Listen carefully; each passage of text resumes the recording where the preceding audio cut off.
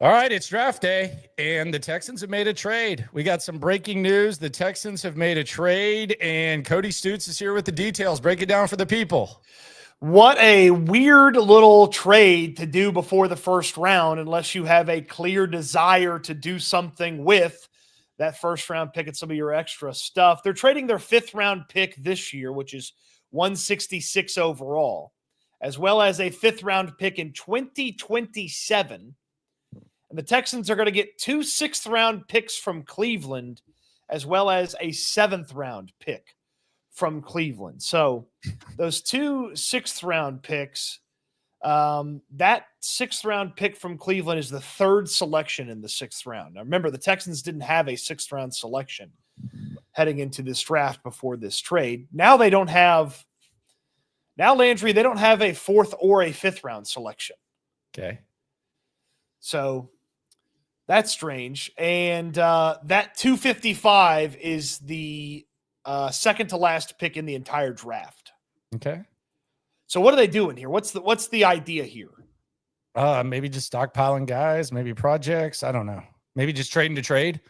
Maybe they thought they were going to get Kelvin Banks, and it doesn't look like that's the strongest possibility. So they just decided, well, we got to trade now. This feels like the Houston Texans. It feels like that trade up rumor is pretty serious, I would say.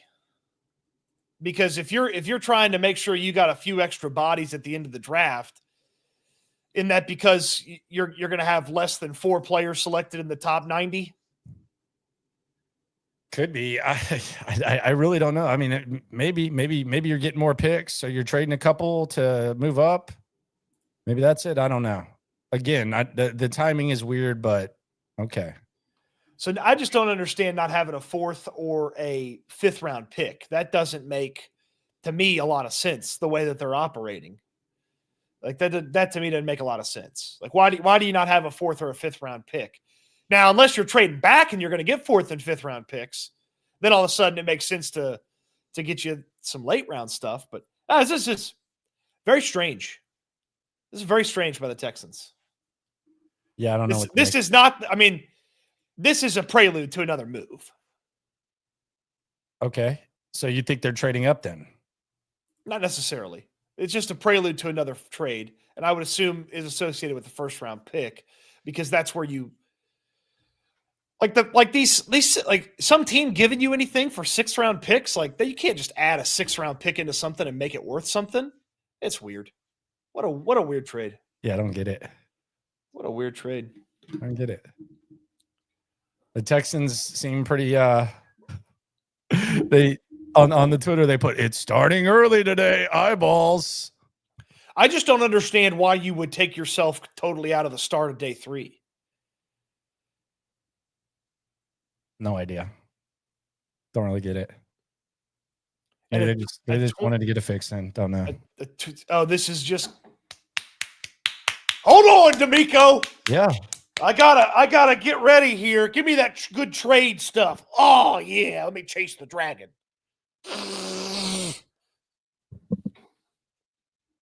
I gotta get those 2 6 balls.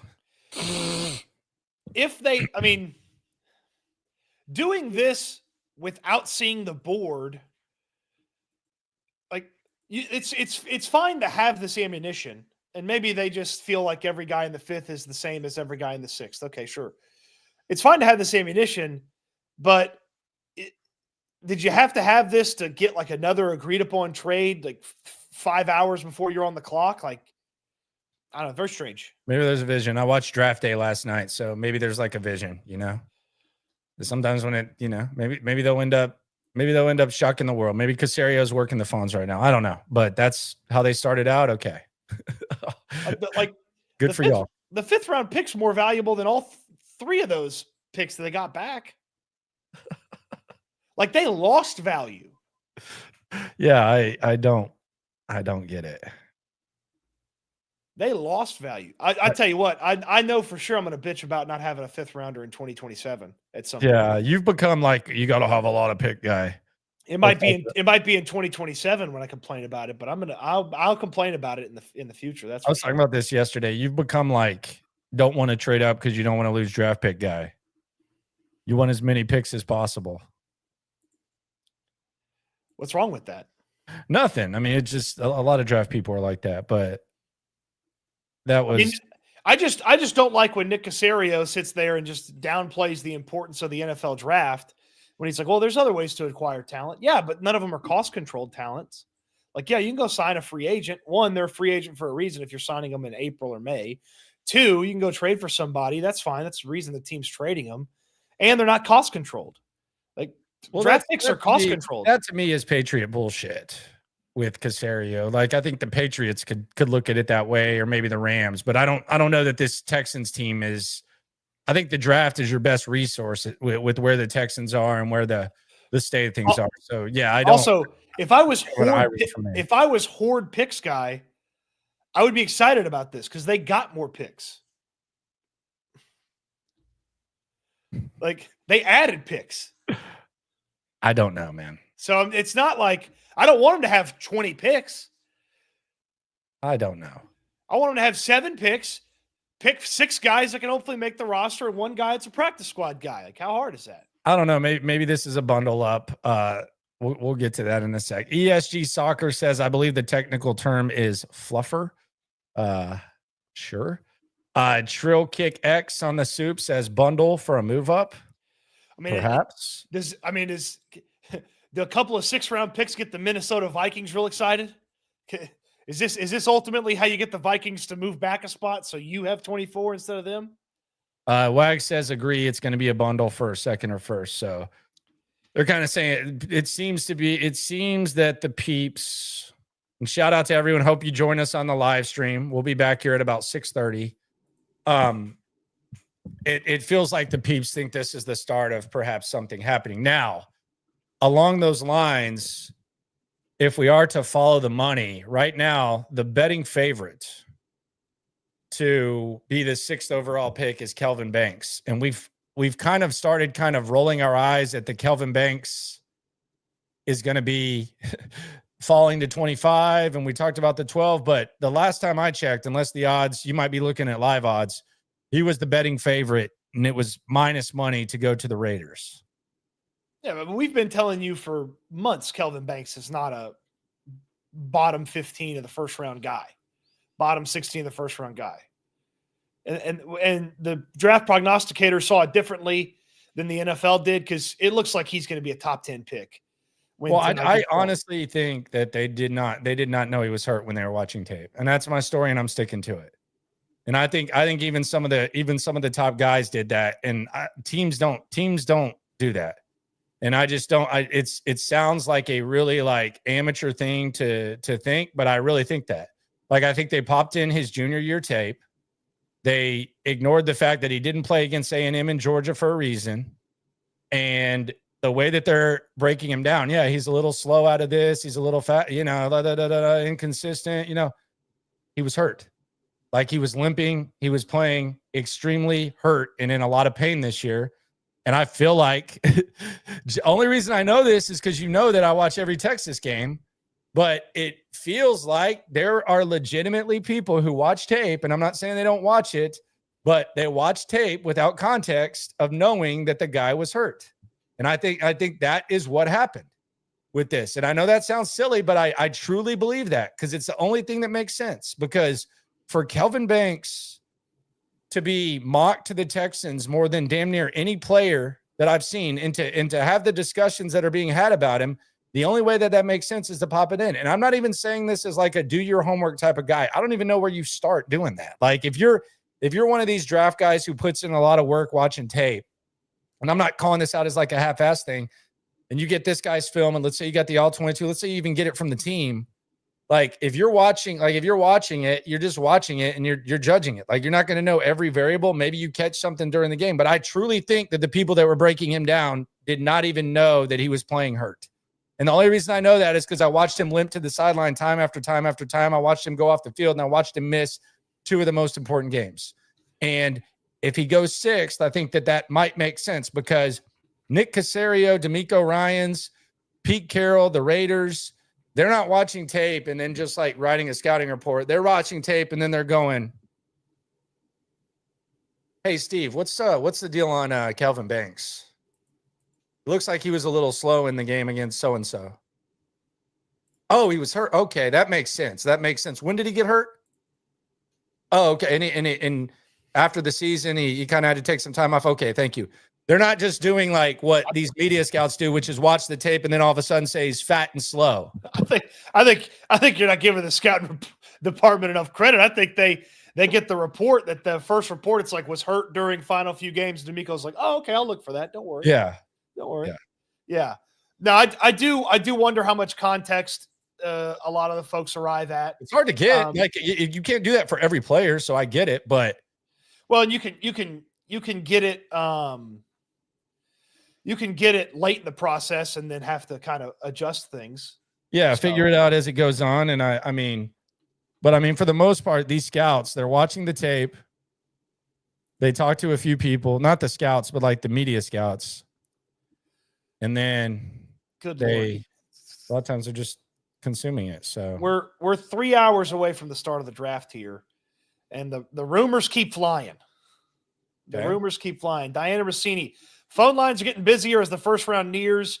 The Broncos and Texans are attempting to move up the draft order while the Giants are trying to acquire a second first-round pick at the back end of the round. So with this ties into the fact that we're talking about Kelvin Banks. If they're still trying to move up, then it probably wasn't just Kelvin Banks. Yeah, I mean, maybe the stockpile is what they're trying to do. So, and by the way, if the Giants are trying to acquire a second first-round pick, call them. Take 34. That's fine. Kick your feet up for the first night. If they want to get in the first round, let them. Yeah, especially if your guy's not there, but we don't know what they want. So, I mean, there's so many variables. But yeah, Rossini's been on this, and we value what Rossini says about the Texans more. I'll say more than any other NFL insider. Like I just don't understand why you're trying to trade up before you see anything happen. The only reason you'd be doing that is because you know, oh, if we get to point X, we're going to beat everybody to this guy that might fall to us, but we maybe shouldn't draft there because Caserio doesn't care about an overpay or an overdraft. What if they're trying to trade up to 4 and get Banks? That'd be dumb. What if, because Diana is pretty close with Vrabel too, what if she's hearing that Vrabel and Caserio are talking? I do not support a trade up to number 4 to get Kelvin Banks. Yeah, I know. I know you don't. Do you? Too. I mean, not really, like on the surface, but I mean, if he's you can't be anti O-line guy and then be like, yeah, no, it's cool. They traded up to 4 for an offensive lineman. All right. Let's just be fair. You troll. I have been. Oh, you never do that, huh? I have been. No, I am straight edge. I don't ever poke you at all. But you're about as straight as a drunk at 2 a.m. But I have not been anti Kelvin Banks. I'm anti like. I'm bored by the other guys, but yeah, not Banks. Banks has been like the whole thing has been weird. Maxwell says, looking forward. Go ahead. No, read Maxwell's thing. You ain't never Swarm. Maxwell says he's looking forward to the draft in Karbach. Karbach, 11 a.m. on Saturday. We want you there. Pizza and pints. I think the t-shirts get in tomorrow, so we got you covered there. Hat spring cleaning and some other stuff we'll figure out. So we'll see you there. Yeah, they're going to confirm with them to yesterday. They're going to have the big screen up with the sound on. It's going to be great. Nice. I mean, the Texans will have, I mean, if they don't trade every 6th round pick, they'll have 14 selections there at the back end of the draft. So it'll be fun. And we're just talking. Yeah. I think that's why they did it. They heard we were having a party and they're like, oh, we got to give them some picks they should draft an O lineman and then let you announce it from Karbach. Trill Kick X says Legger from CBS says Emeka will go 2nd round. Cap ? So is that a lie? if he does, he's not lasting very long in the second round. I don't believe I he's going could to be see a him second falling rounder. second round, but I don't. I mean, Can I sort of cut out CBS from my draft consumption rankings and rotation. I kind of cut them out after I saw one of their guys mock Bashal Tootin from Virginia Tech in the first round, and I was like, okay, I'm done. yeah, it's kind of weird because and my dad, I've talked to my dad about this. I'm sure he's watching. Love you, pops. But like, I don't want to like be a jerk or anything, but like, he'll be like, yeah, Sports Illustrated said this. And I'm like, Dad, that's freelance work now. Like, I know we grew up with the subscription and stuff, sir, but that's basically like freelance type of stuff now. It's not I know it's still, the logo still holds strong, but Sports Illustrated's not really, usually that's just someone putting up a post. Is that fair? Yeah. I mean, Yeah, no, that's I'm being an asshole. It'd leave me out to dry. No, that's true. Yeah, that's true. It Hey, started. Alex It started with that right after I stopped doing SI stuff. AJ Hinojosa says all the guessing ins today. Let's go H-Time. Yes, I totally disagree. The second guessing of what they're doing begins. Yeah. The guessing what's going to happen, yes. The first guessing is done. The second guessing begins. The HDAV Traveler says Landry trolls people. No, LOL. See, he knows the deal. I don't do that. That's really weird. Stone alone 5 times, baby. I'm so pumped about this draft. Since I won't be able to make the draft party, can I buy a t-shirt? I'll say this is just the beginning of the t-shirts. You don't have to buy anything. I got you, man. Just remind me. But yeah, this is just the first time that we'll have t-shirts. We'll have t-shirts for a while. We're not one of those like, hey, let's sell some t-shirts. Like if you go out and see us, it's good for us and it's good for you to rock it. So I got you. I'm not like a merch shop. So I got you. Maybe we get to a day where we sell t-shirts, but this is just like hey, come see us. We got some. We got you, bro. Should I have sold a t-shirt there? Little thank you from us to you. Yeah. Stone, I think we got it. You can find our email addresses in one of our channels. Send one of us an email. Yeah. Yeah. We like emails sometimes. Carbro315 says pizza or wings to watch the draft. So Saturday it's pizza and pints at Karbach. I think you can say yes. Do you say or? Yes, both. Don't limit yourself. Go. I mean, most pizza places will give you a worthwhile wing. I don't know, man. They kind of all are the same. But I'm with you. But I still order them. I'm not questioning you. Yeah, I'm just trying to answer the question: do I want a wing or do I not want a wing? If the answer is yes, then I can get it all from one place, or hell, get pizza from a place that also has wings. There's plenty of those places. I went on a 3.5-hour walk today. Got a little sun, and then I went and ate I ate Jersey Mike's, the new roasted chicken. Served cold, by the way, solid. That you can get it warm, but serve cold, solid. I'll never get another cold Jersey Mike's ever again. Why? You say Jersey Mike's or Jimmy John's? I'm sorry. Jersey Mike's. Oh, okay. I'm a warm sandwich guy now. But Jersey Mike's has like the sauce and stuff, like I got everything on it, like with the roasted chicken.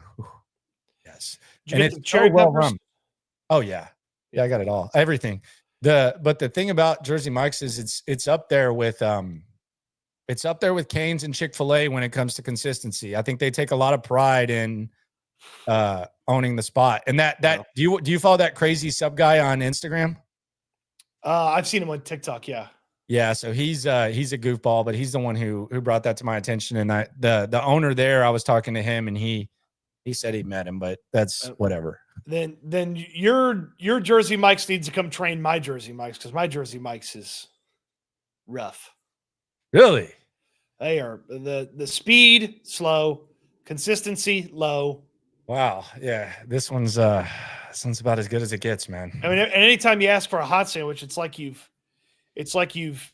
have to make the fire from scratch. No, this is what happens when I go in. And the dude in the hot section goes, "You getting a hot sub today?" And if you say no, he's like, "Oh, come on, man." And then they go to the Yours cold has a and hot section? Mine doesn't even have a hot section. I they just have got a a bunch guy of that people. watches the hot section and he oversees it. And then when I got the cold, he's like, "Man, you got to get the hot next time." Like it's like a contest or something. It's a nice atmosphere, man. Nice little atmosphere. I got to come to your side of town for the old Jersey Mikes. All right, so the Kelvin Banks thing appears to be dead. The Texans have made the trade. Show the people that trade again that are just tuning in. We're almost 500 deep, and the draft hadn't even started. So after this, we're probably going to get a little bit of a rest before the draft, and then who the hell knows what will happen by then. But so here's what the Texans get. They get a 2 6ths, a 7th, and they trade a 5th this year and a 5th in 3 years. Like, God. Okay. 3 drafts from now. Yeah. So it's worth noting, for whatever this matters to people, the Texans are currently at 19 in what's called draft power rankings. So you take the value of every pick and you create a total value for what the team possesses. Prior to this trade, they were at 26. okay. Well, the other thing is, So they moved up. Their total value moved up 7 spots amongst the teams. maybe in 3 years they'll actually be getting comp picks. Yeah, okay. Cam Robinson's a potential comp pick guy. It feels like they're very low on the comp pick scale. Well, so yeah, maybe because they're getting comp picks in 3 years. they're gonna have to stop signing a bunch of free agents. Yeah. And So maybe we get to stop that. jerking with Stephon Diggs' contract. Yeah, get rid of that comp pick to where you couldn't get that. So here's the schedule for today. S&L draft stream all the way through. Locker room after that. So it's going to be the locker room. It's going to be a reaction. Mike Meltzer is actually going to join me for that. So we'll hear what Meltzer has to say. And then tomorrow, all the way through, and then the Karbach party on Saturday. So get your mind right, get your mind correct, as Paul Wallin Chameleonaire once said. And right along with us. We're already 500 deep here, so that's where we're at. I don't know what that trade is. People just coming in asking about the trade. Don't know. Could it be step 1? Could it just be as simple as they want to add a lot of players right now? I'm trying to figure. I mean, I'm trying to cook up a trade here. I'm trying to think about who would want to move back a little bit. So Tampa at 19. If they really like Jahad Campbell, the linebacker from Alabama, he's got a little shoulder issue. And if you wanted to kind of hedge your bet a little bit, you could pick up some extra picks. And if you got to 19, you get in front of Denver, which is a possible Igbuka spot, and you get in front of the Chargers, which is a possible Igbuka spot, and you'd get in front of Green Bay, which is also another possible Igbuka spot. Okay. Sure. I guess. I mean, is Igbuka, they're going to trade up for Igbuka now? Is that where we're at? Well, what are they trading up for? Well, we don't know if they're trading up. We just know that they have 2 extra picks now on day 3. That's what we know. I'm just coming up with ideas. Like, you don't have to shoot down my idea. I'm not shooting down your idea. I'm just saying, you said, what are they trading up for? I said, I don't know that they're trading up. They might really want to have an active draft party. And that's what they decided to do. So I think they just said, hey, you're going to be at Karbach. I got you. It ain't no thing. We'll trade back 13 spots and get a couple extra picks. So thank you, Nick. Thank you, D'Amico. They trade up for one of these guards. I like them, but I'm not going to be happy about that. Michael says Landry always a hater. What am I hating on? I don't know that they're trading up. If they trade up for one of these guards, I'm not going to be happy. Jeez, what's the hate? I don't know if they're trading up. I don't know. Maybe they just wanted extra picks. Diana Rossini's sitting there telling you the Giants went back into the first round with the second first-round pick. Just stay at 25 and then trade with the Giants. Well, that means they want a quarterback. Okay, I'm happy to give them the quarterback. They want to give me some picks. No, that's what that means. So we got to see what happens with Minnesota and if Minnesota can get the hell out of there. Maybe you can send Minnesota 2 6th-round picks and move up a spot and then move back with the Giants. So Nick Caserio, the general manager who's traded more than any of the active general managers up in the draft. Which these is past four misleading. Okay. Don't you think it's kind of misleading when people say that? It's a fact, but don't you think there's like a variable to it? What's misleading about it? I mean, this is his 5th draft. 22, 23, 24, 5, 21, 22, 23, 24. This is his 5th draft. In 3 of those drafts, he had like significant heavy ammunition. So I don't know. I know he has, but he's also moved a little bit different as far as like trading up, you know. I know it's a lot, but I don't know if that's like his mindset permanently, like now, you know. I mean, it's been. The answer might be no. I'm just asking the question. Like the answer might be no. I mean, if you want to say like, hey, okay, well, he had the extra picks. He traded up for Nico Collins before he had any extra picks. Yeah, he did. That's true. He did do that. That was very criticized by Mike Meltzer. It was a very weird criticism by Mike. Thought it was very strange, but that did happen. So the other news that impacts the Texans, and it's kind of going to set the draft off, is there's talk of the Jags trading back with the Bears. That's been talk. Apparently, number 5 is a hot spot. Now, there's also talk that the Jags might like Genty. So maybe this is a smokescreen, but the Bears trading up and taking Genty is kind of a hot 5 seems like kind of the place for Genty right now. If he's at 6, I think he goes to the Raiders. So you probably need to get to 5 if you want him. Yeah, or you're the Jags and you take him. But yeah, it's I think this would be a smart move by the Jags, which would be somewhat surprising. By the way, today on the live stream, Laramie Fowler, the brother of Jeremy Fowler, he's going to have live War Room reports from the AFC South team. So be on the lookout for Laramie Fowler. He reports a lot like his bro. I will say that is similar-ish reports, but be on the lookout for that. But the Bears, man, the way that they move when they're aggressively trying to build around their rookie quarterback on the rookie contract it's a little different than what the Texans did. Now that we have kind of a big sample size of it, it is a very exciting way in which the Bears move when they have that rookie quarterback. And in fairness, it does kind of help when you make the trade with the Carolina Panthers. That does help you. But the Texans also had the Deshaun Watson trade. So kind of some similarities there. But, man, they are just going all over the place. They're adding offensive linemen. There's talk about Genty. Last year they went with Keenan Allen. They got DJ Moore. Like they're moving. They signed the number 1 center in free agency.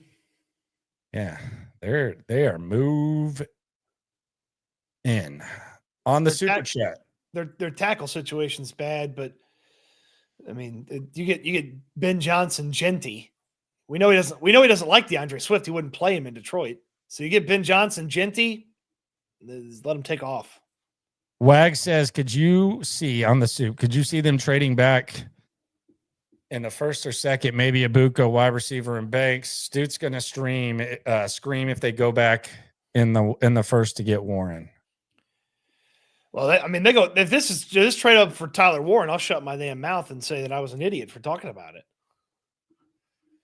You go get Tyler Warren. I'll have a friggin' party. I'll get the jersey. Amos Paneline says I'll take an XL t-shirt. Got any on hand? They should be here tomorrow. We got them. I got them rushed. So we got you. We got you, Amos Paneline. We got you. Jacob says I have $5 on a Cody meltdown after we trade up for a guard. It's just I don't know that that's a good use of your draft capital. You can't. I like these guards. I like Gray Zabel. I like Tyler Booker. Donovan Jackson's fine. You just can't tell me that one of these guys is that much better than the other guys that you'd have to go up and trade for it. You can't. You can't convince me of that. What if they're setting themselves up to like really be active in day 2 and they're trying to trade out of the 1st round? I'm in favor of that. But they want to be really aggressive with their 2nd and 3rd rounders, and that's why they're stockpiling all these day 3 picks, because they're going to trade back, they're going to stockpile, and then they're going to aggressively go up and get people in the 2nd or 3rd round. That'd be sick. That'd be sick.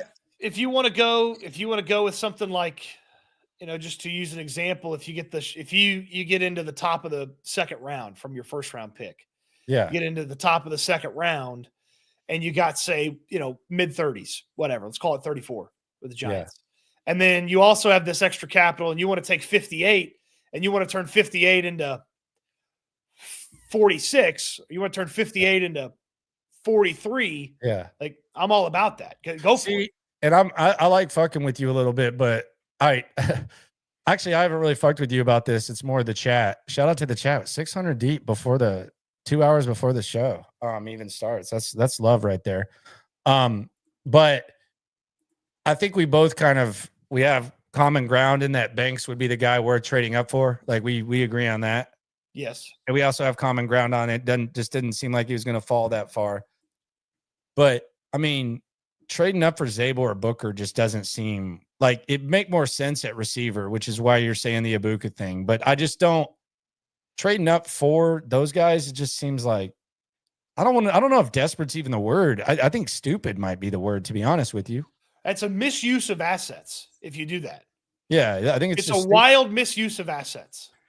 Well, yeah, and it's I don't, I'm kind of I selectively use positional value when it fits my agenda. I will admit that. It's much like statistics among media types, but I do find guards in the first round to just be, if you get it at 25, cool. Every once in a while, you'll hit like a Zach Martin in the top, 16, 20, and you'll hit like a Quentin Nelson, but I do kind of use that positional value that I'm against so often whenever it happens. But like if you trade back and let's say you get 2 or 3 day 2 picks, and then all of a sudden you have like damn near 10 picks in the final 2 days, maybe you can be aggressive, and maybe that's where you get the running back, tight end, guard, all that. You can turn those 10 picks on day 2 and 3 into 6 picks, with 4 of them being on day 2, and it can be more talent dense. Like, you don't have to spread it out like that. I wonder if you could trade above Minnesota and then trade back. Sure. Like, because like if you can just get above them to where someone trade and then be willing to trade back for the quarterback, then maybe there's like a big chess move. But here's my problem with Caserio, and this was as much of a POS Easterby thing, but I've seen them do this a couple times. Sometimes I think they think they're too fucking smart for some of the stuff that they do. Like, remember the dumbass, like, and this was the most offensive thing about the DeAndre Hopkins trade, and it was stupid as hell, and Easterby tried to sell me on this, and I made fun of him. This was at Armadillo Palace. This was before I even shit on him as much, remember when they traded like picks? They had like a pick swap with Arizona in the Cooks trade, and it was like a late pick. I was like, what is that? I want to go through an exercise with you here, Landry. All right. I did this last night, and jumping jacks. You couldn't leave it alone, huh? You couldn't leave the weight alone, huh? You had to be a smartass. All right, so I got 10 players right here on this list right here. Kelvin Banks, Tyler Booker, Donovan Jackson, Gray Zabel, Josh Connerly Jr. And then I got non-offensive linemen over on the other side. Emeka Egbuka, Matthew Golden, Colston Loveland, and Marion Hampton. And then Walter Nolan, the defensive tackle from Ole Miss. These 10 players, and I just use these 10 players as we've talked a lot about these 10 guys. And we've probably talked more about the Loveland Hampton thing than anybody. There does not to me exist a scenario where all 10 of these players are gone before 25. Like, I don't believe that you wouldn't have at least one of these players available to select at 25. So I just don't understand. Sure. I would say you probably have 5. I just don't understand what the necessity of a trade up is. I don't think it's true, man. Like, I just don't think they're like that desperate to trade up. Yeah, but like, I mean, it's got to be for a specific player, or it's got to be out of fear of the cluster you're in. Those are the two things. But like, it's got to be like the Texans are looking to trade up. It's like, okay, for what? Like, for who? But I don't. So are you saying that you don't believe all this noise, or are you just I believe it because Diana Rossini's saying it, and she's plugged into the Texans.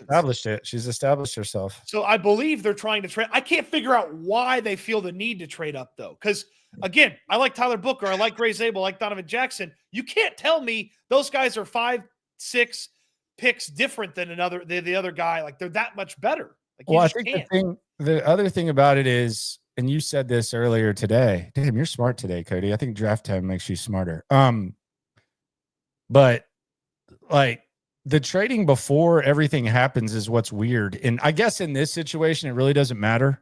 Like, I don't know how much like what you did on the back end matters. Maybe it's just as simple as they just wanted more picks on day 3 and they feel like they want to swing for the fences. And Well, the argument on that trade is they won the value on that side. That's probably the argument on that. yeah, and it's more immediate and you're pushing it back and all that. So I don't disagree with that, but like I guess last year the reason that they made the trade the time that they did with Minnesota was because they knew what they were going to do with the pick and they were going to trade for Stephon Diggs. I think that's why it made sense. But like a case can be made, like if we put the Diggs thing aside, that on draft day you maybe could have gotten more. Like it seemed very early. Yeah, I do believe on draft day you could have gotten a little bit more of a handsome deal there. But maybe Minnesota needed the ammunition to move up and stuff. But it's just kind of Minnesota definitely did, yeah. And I just think there's a gray area to it. But I do think that trading too soon before you see what happens is a little bit, I don't know if dangerous is the word, but it's just kind of. I'd be again, if the board wants to sort of start to fall to the point where they could go get Banks. Okay, I don't believe he's going to be there. And I know they need to prepare for that scenario in case it does happen. So I understand that aspect of it. But if we're sitting here and we start the DraftaMania stream and 5 minutes before the first round starts, we find out the Texans are moving, then I'm going to be beside myself because that doesn't make sense. Yeah, because then you're telling other teams that might like the guy that they can move up in front of you. It's kind of like playing your hand too early, you know? So, yeah, I feel you. You ain't never hate. Swarm. Mushroom 713 says, will y'all watch the TV to first see, or will y'all see through X? It's annoying when insiders announce the picks 2 minutes. This is a good question, by the way, my friend. It's annoying when insiders announce the picks 2 minutes before TV, only because I want to react the same time. So we take this very serious, and we are professional broadcasters, and we like to loosen up and do the stream stuff. But for the sake of experience, we are going to watch the TV. When the TV says the pick is in, we're going to react. We're not going to, like, I'm sure the chat might spoil every once in a while. We're not trying to get too crazy with it, but we are trying to react with you, and we're trying to have that type of authentic experience. We know it's not 100% possible, but our foundation is going to be the same in that we're going to be watching the TV with you, reacting, breaking it down, talking about it, and maintaining that level of surprise that comes with the draft. So we'll do that to the best of our ability, but that will be our foundation, will be what they announce on the TV as well as the dialogue. Our dialogue, let's be honest, like maybe there's like a report or something like that we see on Twitter or something that we see, but our foundation for dialogue is going to be the chat and what people say. That's what elevates our product, not Twitter or anything like that. So the chat is going to be the foundation of the dialogue. The TV is going to be the foundation of the reaction. And we've actually had like conversations about this before. So we got you. Yeah, we will. I can't promise that somebody in the chat won't spoil it, but we will be reacting to the television broadcast for when the pick happens. Yeah, and we'll be breaking it down. We got topics. So the approach we have is basically we're forecasting the topics. It's basically like prepping for a radio show where we have conversations that have been relevant throughout the process, and we'll break those down. We got graphics, we got some audio, and that's how we're going to do it. So this is not going to be some grab ass stream where we're just like do talking. Now we got you covered. This ain't the first rodeo, mi amigos. So we got you. Yeah, we got some surprises for you too. I'm working on the bingo board. We'll have that available for the people to download and play with us. Pay or play? Play with us. Okay. Play with you? So it's going to be a fun 7 hours. You're going to act like this the whole time. I'm following along, man. I'm following along. You download the bingo board so you can play with us. Okay. So you can play bingo, right? Jesus Christ. What? What are you doing? Sorry. Already? Sorry about that, Lord. Already? Excuse him. I don't know why he brought you into this conversation. I was just confused, Lord, and he's bringing you into it. I apologize. Please forgive Cody. Thank you. Amen. H-Town in the chat asks, Cody, you know what he's saying right now? I don't recognize this number. Oh, that's what Jesus said to me. I don't recognize this number. Yeah. H-Town says, Cody and Landry, what are the chances now after the trade up that this happened? We've broken this down, my friend. You can rewind any time on here. But I don't know. I don't even know that there's any connection. I think a trade back might make more sense than a trade up. But your guess is as good as mine, my friend. Yeah, I think this increases the odds that they do this. Yes. And Diana Rossini saying that the Broncos and the Texans are trying to move up in the draft order. I think Sean Payton wants to do some crazy shit today. If Sean Payton could get to 4 and draft Ashton Genty, I believe he could. I just don't think he can get to 4. I think Sean Payton wants to do real crazy shit today. I mean, outside of Genty, what's the craziest thing Sean Payton could do? Trade up for McMillan? But Sean Payton takes someone who doesn't like football. The Cowboys apparently like McMillan, though. Be my guest. You think that's, you know what? So here's this. I'm glad McMillan came up, and this will come up again later when he gets drafted. Someone said God treated me like a spam call. You know what? I went and watched Steve Smith talk about McMillan on his final breakdown. Then I went and watched the video again about McMillan. Do you know McMillan initially wasn't going to do any workouts in the offseason? And when a team asked him why he wasn't going to do any workouts in the offseason, he said, because Marvin Harrison didn't do any workouts last year. Okay. And so then James Palmer had this little nugget. Marvin Harrison asked 9 different teams, do you want me to work out? And they all said, we don't need you to work out. And then he decided not to work out. Tetero McMillan thought he was Marvin Harrison and didn't have to work out. Yeah, did you see the Glazer report? You sent it to me. Like it's a new really, like there's physical, there's interview, and there's does he love football now because of NIL and all the other stuff. Yeah, there's a lot more teams that have added in the does this guy love football factor is what Glazer was saying.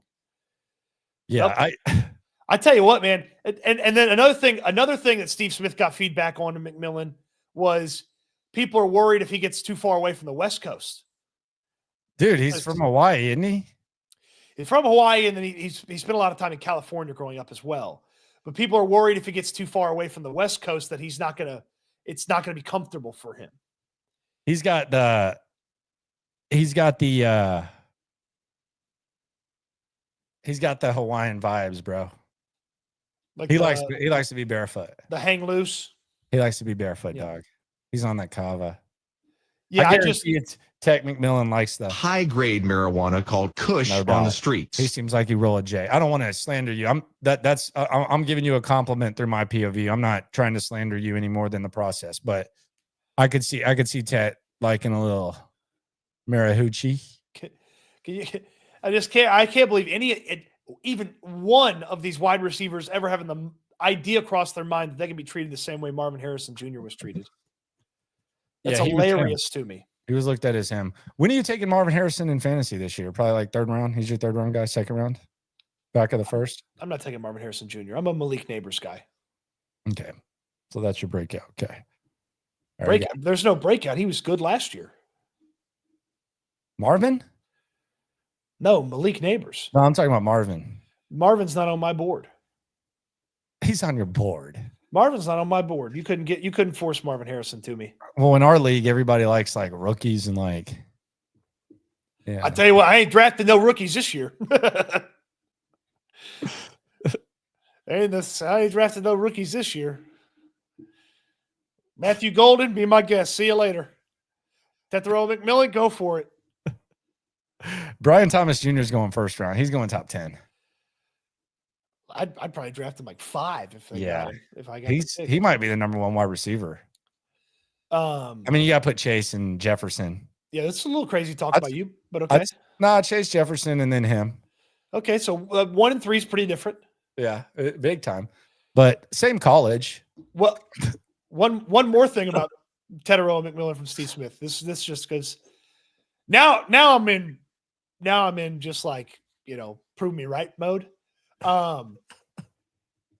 He said that McMillan quit in the game against Colorado. Steve Smith said this? Steve Smith said this. Not because he wasn't getting the ball, but because Colorado checked him and shut him down. And so then he quit.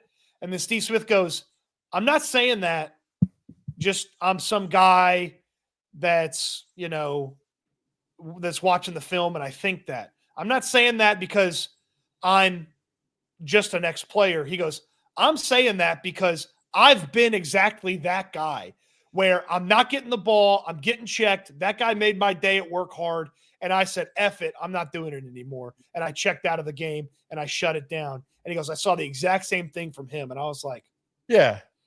I love it. So he's saying he can relate to it.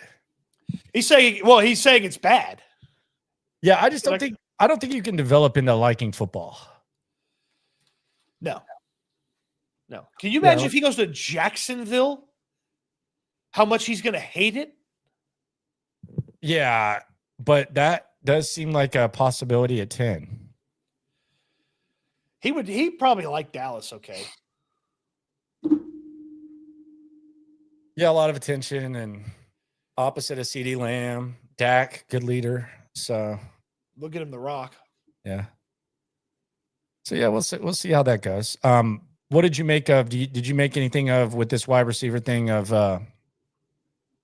Tyler Lockett going to the Titans? Do you think that takes them out of the Kyle Williams market, or are they just going to go all in? Trying to reunite Cam Ward and Kyle Williams. Yeah, man. Washington State teammates.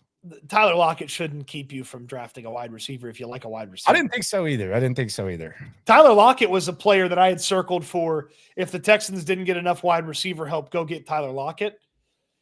But again, as I said earlier, there's a reason guys are available in late April and early May, and it's usually not good. I feel like the Jameson Williams thing could be a storyline tomorrow too. They can't afford him, dude. Like, you know what? It's officially official. Like, they can't afford him. Yeah, but they're not going to. They don't have to financially make that move. Yeah, I know. Yeah, not this year, but you give it an extra. Give it one more swing with this crew here in 2025, and then make the move. But make it. It's not like they're trading St. Brown. Like, I know he was important, but it's not like they'd be trading St. Brown. You know? Sure. So get out in front of it. I do wonder if the Jameson, because there's always like a surprising, not always, but sometimes there's like a surprising trade. Like, no one knew AJ Brown was getting traded, and then we've seen like Jameson would be the surprising trade tomorrow. That doesn't happen today, but they're tomorrow. You know, it's been really quiet, and I'm a little surprised. I'm a little surprised is nobody's talking about Trey Hendrickson, the pass rusher from the Bengals. No, that just kind of went away. So is that something that Cincinnati just shows up here on draft night and throws the flare up and everybody starts, that'd be a good way for them to move around, is use him. How about this little nugget and take it for what it's worth? Cause I don't, he's in the reporter rankings, but he's not super high. Why are you talking about people like that? Are you talking about Aaron? Why are you talking about Aaron like that? No. Jeff Howe. Okay, he's a big Patriot source. The Jaguars have been actively trying to move up from number 5. They could be interested in moving as high as number 2. Well, that would be Travis Hunter. Oh boy, here we go. Here's the connection. Cleveland had 9 picks. Or a little bit over 9 picks. They just jettisoned some picks, got a little bit better, and then they could recoup some of those picks if Cleveland moved down from 2. Okay, so they don't want to have too many, so they're just getting rid of some picks. We kept thinking this was only Texans motivated. We didn't think about the Cleveland element of this. Okay, so Cleveland's adding picks, so they don't need those back. They don't need their back end scraps. That, in theory, yeah. This is why you talk stuff out, man. This is why you talk it out. In theory, yeah. We're just trying to solve mysteries here. Like the Hardy Boys. So that would mean that the Jags. So that would mean that the Jags would have Travis Hunter and Brian Thomas Jr. And they'd be able to throw Travis Hunter over on defense sometimes too. Don't love it. Trevor Lawrence in fantasy. Let me think about this. Give me a couple months. Yeah, you convince yourself by August. Give me about 4 months, and I will think about this. Wow, that's a very. I mean, 5-2. Jeff Howe's not like the most reliable though. 5-2, but this isn't the McShay mentioned this morning.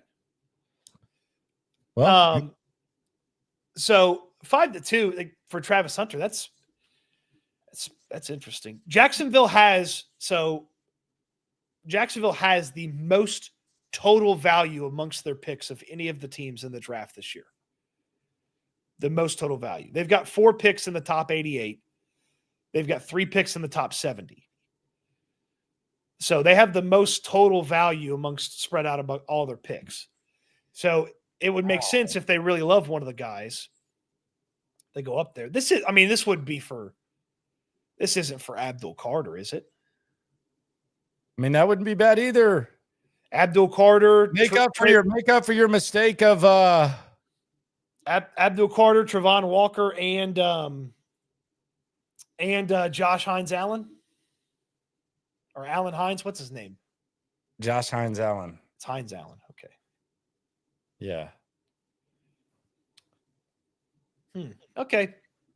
We didn't think about the ripple effect around the AFC South with the Texans making that move. We did not. But it all happens.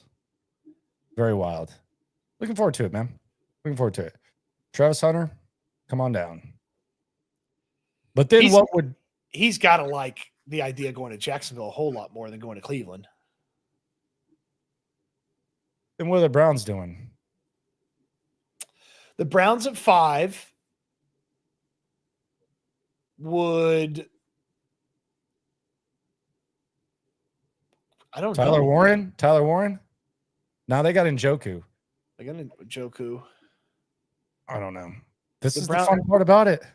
What would the Browns do at 5? Dave asks if we're wearing blazers to the draft party. Channel 11 had the dudes looking. No, but we're actually on Channel 11 Sunday too. So we got a busy day. So we got the super streams today and tomorrow, draft party on Saturday. And we were so awesome on Channel 11 that they wanted to invite us back. So yeah, they didn't even go to the editing bay to look at it. They just said, "You guys crushed it. Can you come back next week?" And we're like, "Come on back." We yeah, said, "All right, yeah, we're good, of course." We support the local TV. Are you good? No, I'm not gonna say it. Yeah, I'm gonna say it. And after you go on one of the TV shows, when you see the other TV guys, they're always hitting you with "We got to get you on sometime." Yeah. It happens sometimes. I like the way that Bristol lays it out, though. I like the way that Bristol laid it out. He had like all the.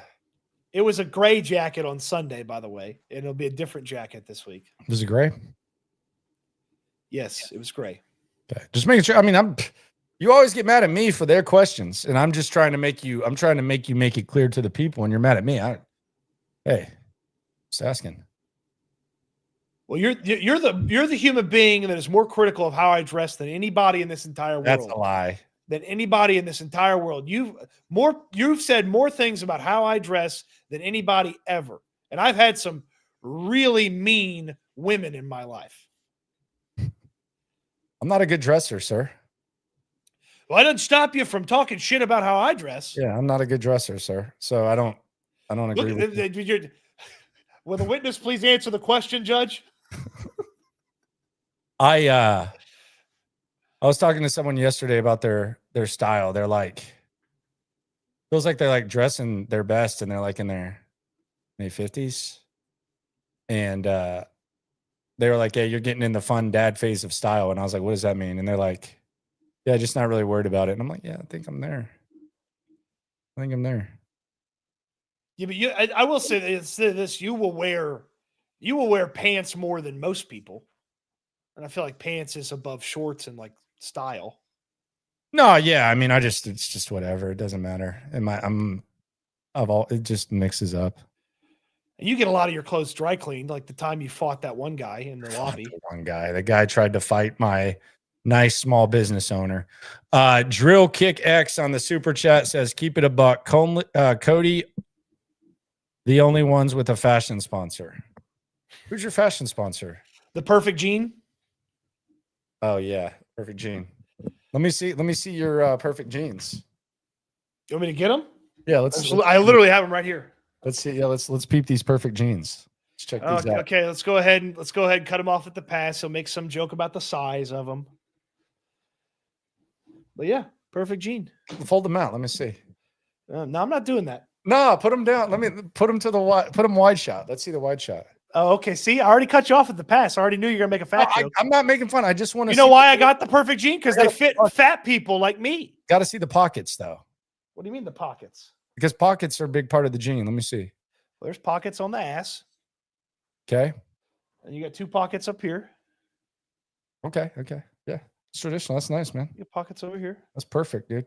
Yeah, they don't call it the Perfect Jean and then make a bunch of bad pairs of jeans. Can I not give you a compliment? No, because they're backhanded usually. I like your jeans, man. That's a perfect jean.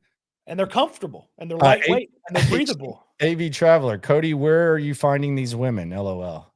The mean women he's talking about, the mean chicks, the ones that are mean to you. I've had a few. Bumble. I've had a few. Bumble and Hinge. I've had a few. Drop a line in there about how I dress every now and then. Sean Castillo, Cody, with the draft here. What are you doing draft night 2000? What were you doing draft night 2009? This is fair. And it was draft day because it was the old format. What were you doing on draft day 2009? It's a question. Don't get mad at this man. He's asking you a question. Landry had invited me over for his draft party. I partook in the beverages that Landry created, and they were alcoholic, and I drank a lot. And I was upset that Jeremy Maclin was not the pick by the Texans at 15. I didn't want Brian Cushing. I got disappointed. I threw up outside. I cried. You keep saying that. I just don't buy that happened. Yes, you did, dude. In front of a whole party. Yes, you did, brother. Yeah, you say that about me all the time, but that's what happened, my friend. That is what happened, my friend. Yeah, okay. It happens, though. You can just lie about me. That's fine. Cried, yes. That's not exaggeration. No one's ever corroborated your story. This is looking right in the eyes. No one's ever corroborated your story. Cried. Yes. Call another witness. I could. But I don't know. All right. The super chats are just being mean now. Victor says, I have a Texas-sized confession. Landry and Cody are the 2 best journalists and knuckleheads out there. You keep me rolling with your high IQ takes and hilarious back and forth. Pour 2 out. Gotcha, man. Thank you, Victor. Thank Very you, kind. Victor. Thank you for the kind words. From radio to digital. So it's been a hell of a progression. Rich Boy J says, Cody, Landry said he has more game than you. Can you confirm or do you disagree? I have no game. I'm married. I have a kid. I have 0 game. Yeah, but back in the day, he had way more than I did. I'm done. Yeah, I'm washed up. I have 0 game. No game. None. 0. Back in the day, though, he had game. Charles Honeycutt. Especially when he would dress in his all brown outfit. Bring it. Hey. His brown shoes, his brown jeans, his brown shirt, and his brown hat.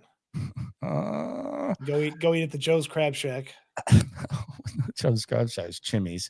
Thanks for all the coverage, fellas. The wife and I watch y'all every day.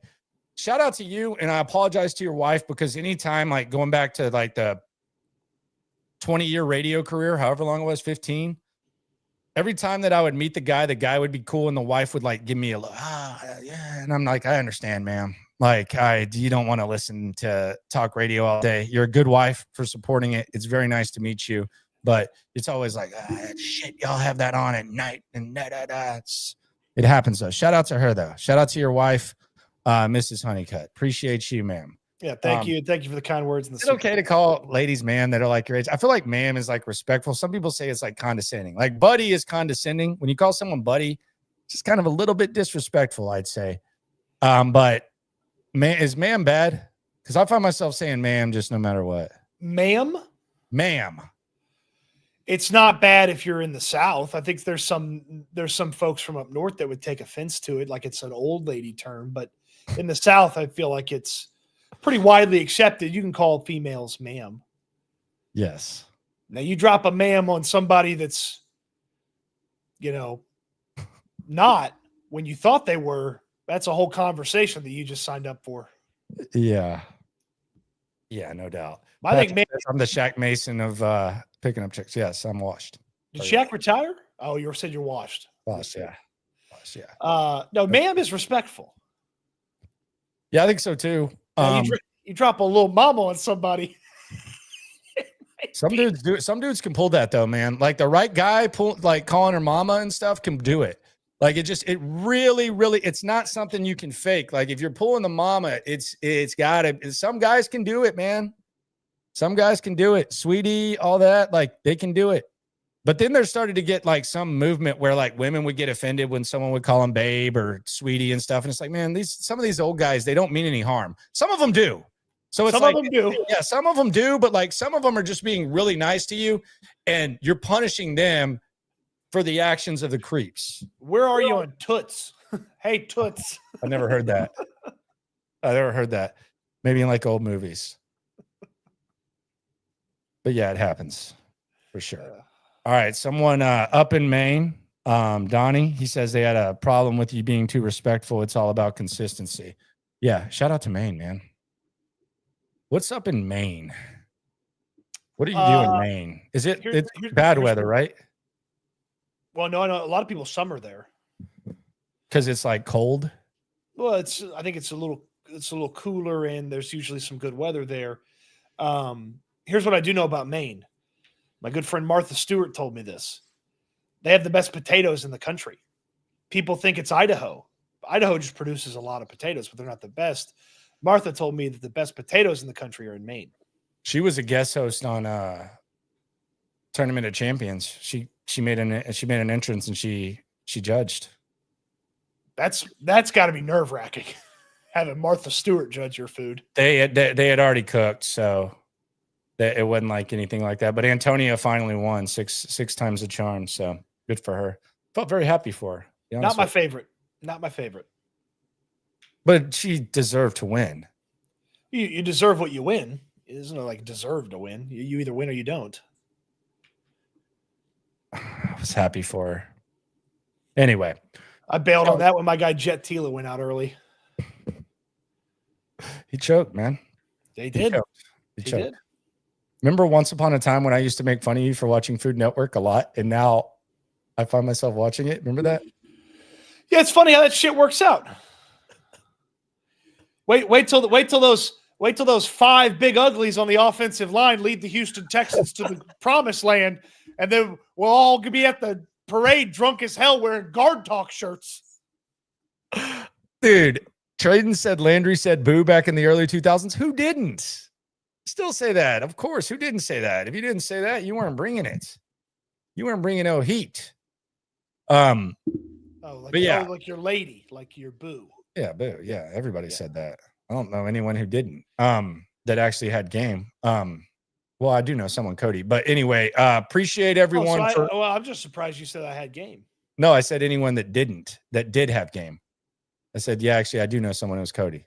Didn't work. Anyway, Texans make a trade. Put that one back on the drawing board, bud. DraftMania is in 90 minutes. It begins. We're going to get a little rest. Might get on some of that high-grade marijuana called Kush on the streets. And some coffee, the perfect mix. Little high grade and a shower and some coffee. And I'm giving too much information. See, I'm a little too excited. Dump that. Forget I ever said that. We'll talk to you at 6:30. We'll go through the end of the draft. Locker room after that. Party, 11 o'clock, Karbach. What will the Texans do? What the hell are they up to? Who knows what's going to happen in the next 90 minutes? We got you covered. We're going to react with you. We're not going to spoil. And always remember, when it comes to this Texans stuff, we're all in it together. Eat good, sleep good, be good. We'll talk Texans again soon, which is about 90 minutes from now. Thanks for watching, everybody.